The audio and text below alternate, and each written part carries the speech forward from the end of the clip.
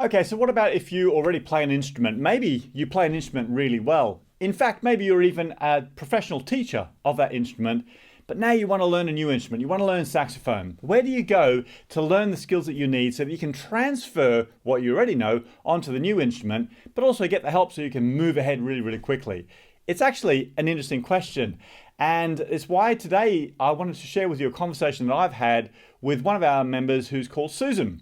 Now, actually, believe it or not, inside Sax School, we've actually got quite a lot of professional musicians on other instruments who also learn saxophone with us. But this month, Susan is actually one of our members that we named our Student of the Month, our Sax School legend. So I recorded this session with her just to find out a bit more about her background. And in there's a bunch of great information about the way that she tackled this interesting problem. So stick around, it's going to be an interesting conversation today.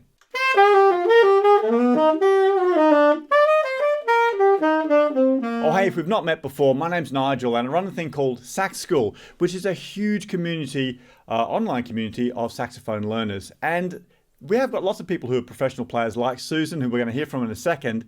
But we've also got thousands of students who are absolute beginners, starting from the real basics.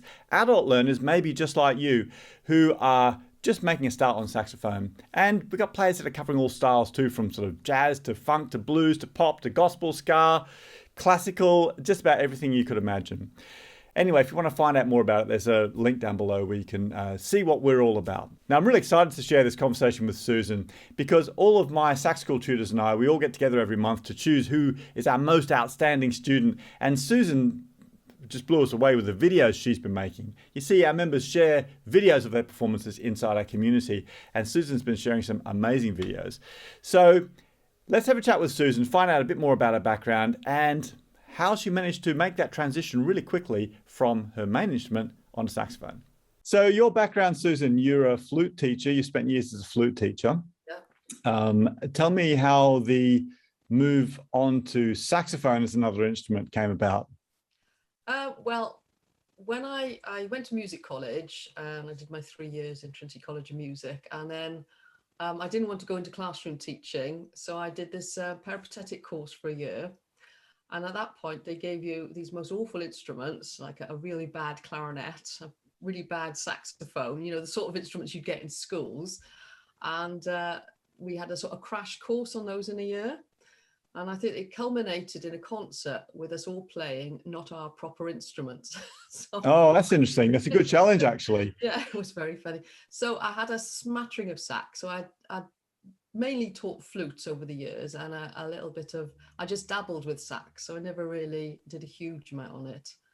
Certainly never did vibrato or any of the more bending techniques until I joined Sax School. So tell me how you came across Sax School then. How did you discover Sax School and what were the first things that you started working on when you joined? It must have been on a search engine, I presume. It must just have popped up online somewhere. And I think what interested me was I was actually teaching a child classical saxophone, trying to teach him. And then he said, oh, I don't want to do that. And he brings out a Whitney Houston song on his iPhone and he brings out his Bluetooth speaker and he starts playing that. And I thought, well, that sounds more fun than grade 5. So I started looking around for things to do, extra things for him. But then once I started doing it as well, I thought, oh, I'm hooked on this. This is good fun. Yeah, I really loved hearing that from Susan because that's actually something that we're all about in Sax School, learning music that's actually fun to play. But in the process of doing that, also developing amazing skills because you can do that while you're learning a pop tune or a funk tune or a blues tune. You can still work on your technique and your tone and all of the little incidental details in your playing that make your saxophone sound amazing. When I look at the videos that you've put out over the last few years too, you've really chosen some fantastic tunes and there's been quite a spectrum, right? It's the Slavic dances thing that was well, that took ages and ages. Hey, it sounds great though.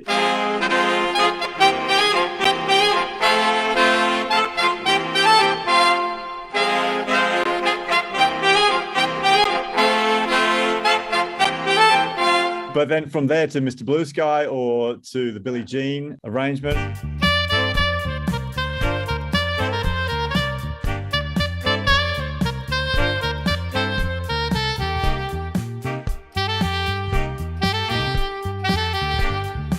And the most recent one, the Somebody to Love Queen arrangement. Did you write that arrangement? No, there's a choir arrangement of it. I'm not that clever, really. And I just had all the notes there, so I just transcribed it, and it actually went quite easily into sax parts. The only thing is that some parts are louder than the other, so it was just getting the dabbling around with Logic just to get the sound right, really.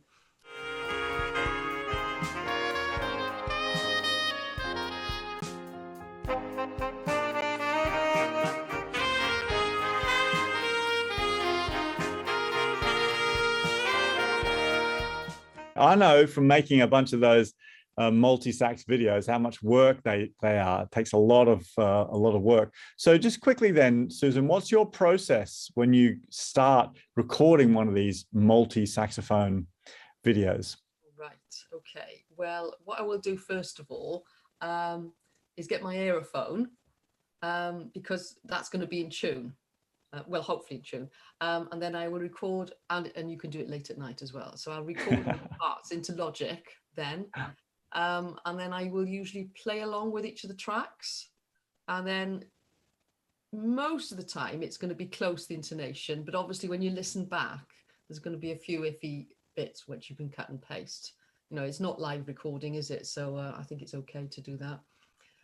That's actually a really clever idea. So recording them through first on the aerophone and then using that as a guide track to record along to, so you can get your intonation right. You did a track where you wrote like a commercial tune. What did you call it? Groove tune. I thought that sounded really great too. You wrote in a drum loop. Oh, right. And Yeah. you played something on your Juno. I'm really pleased with that. Yeah, I meant to do some more of those, but I haven't got around to it yet. Yeah, no, that sounded really good. And I think the process of the way you did that was interesting. You described it in your Facebook post. Yeah, and I thought it was really interesting for all the other members to see how your process was. We started with a drum loop, put some chords over it, you know, you built it up in layers, and the end result is great. And I think a good model for the way other members can have a go at writing stuff like that too. Brilliant. So have you got a project that you're working on at the moment, Susan? Yes, another Queen song. Okay, which one? Don't Stop Me Now. Okay, so and with this, yeah. No, I was going to ask you, is this something that you found an arrangement for as well, and then transcribed it? Yeah, I found it by the same person. So I've got it on Sibelius now. I just got to get around to recording it. So we're talking a fair bit here about making videos, because it's something we really encourage our members to do. Make a video of something you're working on, share it in our community, get some feedback. It's just a great goal to work toward in our playing. So I was curious to know whether doing those videos helped Susan with her playing, particularly since she was already quite an accomplished musician. Did she find that the process of making the videos was helping her with the progress? Do you find the process of listening to yourself the listening, the listening is well, I think your tuning improves so much, and then perhaps you've done a bend that's really too bendy. You always listen to yourself, really. I think that's the big thing. Even if it's with an iPhone, you're going to pick up quite a lot. And the other thing is, if you're not happy with your iPhone, you can always buy one of these in a camera kit, and you'll get a better recording. Yeah, so tell us quickly about the kit that you're using then. So that's the Rode, is that the podcaster mic or something they call it? What's it called? It's the Rode NT USB. Oh, okay, great. Okay, so that's like the new version of the one that I used to use for years, actually. Yeah, and you can get a camera kit from it. So then when you're recording on your phone, you can use the audio that's coming from the microphone. Yeah. Gotcha. Yeah, fantastic. So then you get good quality audio. And, you know, hey, phones these days, goodness me, this is the new iPhone. The video on this is fantastic. You can just do loads of stuff with it. Fantastic.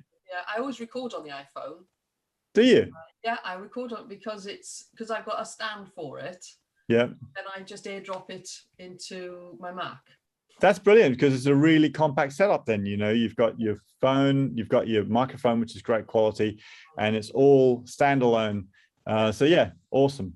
Hey, just to wrap up, Susan, I know that new people joining Sax School would be looking at all the incredible things that you're doing and just be blowing their mind. They won't know where to even start with this. So you've been digging around in Sax School for quite a long time. Have you got some advice for the way that people who are new to Sax School can make best use of the resources to move their playing ahead? It's a hard one, isn't isn't it?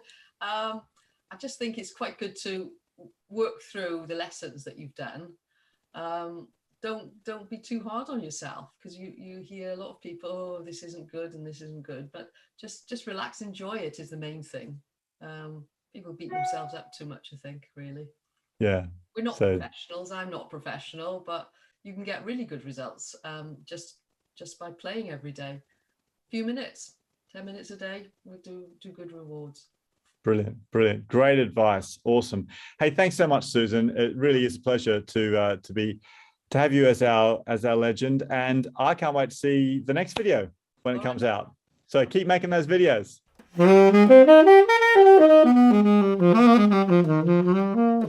Hey, thanks so much for watching. I really hope you enjoyed that conversation with Susan.